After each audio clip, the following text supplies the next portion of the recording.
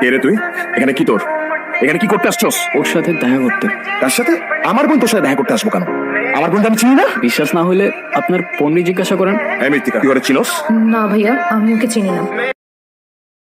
সময়টা 2008-এর দিকে, ক্লাস 9-এ পড়তাম। ইন্টারনেট সম্পর্কে আমার তেমন একটা আইডিয়া ছিল না, কিন্তু আমার একটা বন্ধু ছিল রাব্বি। ওর আবার এদিকে ব্যাপক ইন্টারেস্ট।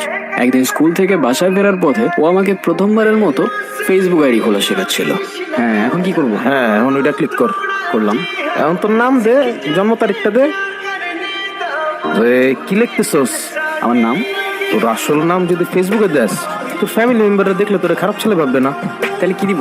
তুই ব্যর্থ বালক দে। এটা তো তোর আইডির নাম, ব্যর্থ বালক। তাহলে আমি কেমনে দিব? তাইলে তোর ইচ্ছা মতন একটা দে। পাইছি, উদ্দেশ্যহীন গন্তব্য।